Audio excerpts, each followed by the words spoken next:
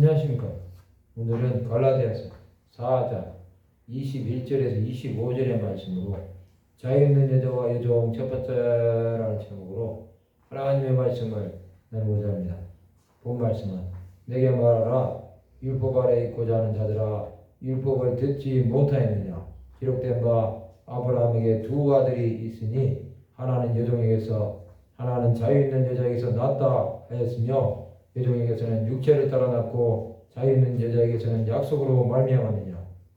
이것은 비유니 이 여자들은 두 언약이라 하나는 신의 사람으로부터 종을 낳은 자니 곧 하갈이라. 이 하갈은 아라비아에 있는 신의 산으로서 지금 있는 예루살렘과 같은 곳이니 그가 그 자녀들과 더불어 종노릇하고. 사도 바울은 율법 아래 있고자 하는 자들에 대해 말씀하고 있습니다. 그들은 율법의 노예가 된 자들입니다. 믿음의 조상 아브라함에게는 두 아들이 있었습니다. 하나는 여종의 아들 이스마엘, 하나는 자유 있는 여자의 아들 이삭이었습니다. 이것은 율법과 복음에 대한 예언입니다. 율법은 사람을 정죄함으로 죄를 깨닫게 할 뿐입니다. 여종은 주인의 뜻대로 움직일 뿐입니다. 종은 자유가 없습니다. 그는 아브라함의 첩인 애굽 사람이었습니다. 아브라함 86세에 이스마엘을 임신함으로 주인인 사라를 없인 여겼습니다. 그러자 사라는 하갈을 학대함으로 쫓아내었습니다. 그는 광야에서 대성통곡합니다. 이스마엘은 수가 많아 셀 수 없게 되리라는 축복을 받음으로 12 지도자의 조상이 됩니다. 그는 아브라함이 죽고 난 후에 이삭과 함께 장사를 지냅니다. 그는 육체를 따라 난 것입니다. 이것은 구원과 상관이 없는 자라는 것입니다. 이삭은 자유 있는 여자의 아들로 태어납니다. 그는 그것으로 예수 그리스도의 조상이 되는 축복을 받았습니다. 예수께서는 약속의 예언을 성취하기 위해 오셨습니다.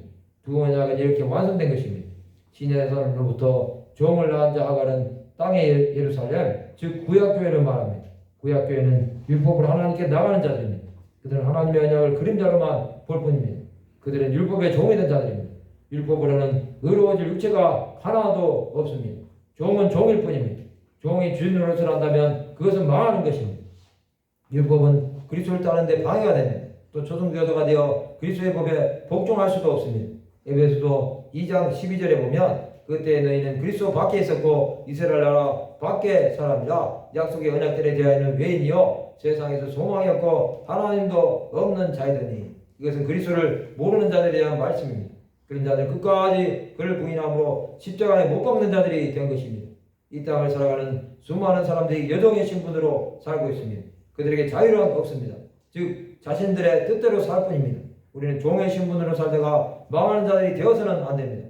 성도 여러분, 약속을 유업으로 받을지 종으로 살지는 각자가 결정하는 것입니다. 그러나 그것에 대한 책임은 각자가 져야 하는 것입니다. 육신에 속한 자는 육신의 일을 생각할 뿐입니다. 영에 속한 자는 영의 일을 생각하는 것입니다. 말씀을 마치고자 합니다. 예수 그리스도를 믿음으로 약속의 유업을 받는 자들이 되는 하나님의 백성들이 되시기를 주님의 이름으로 축원합니다.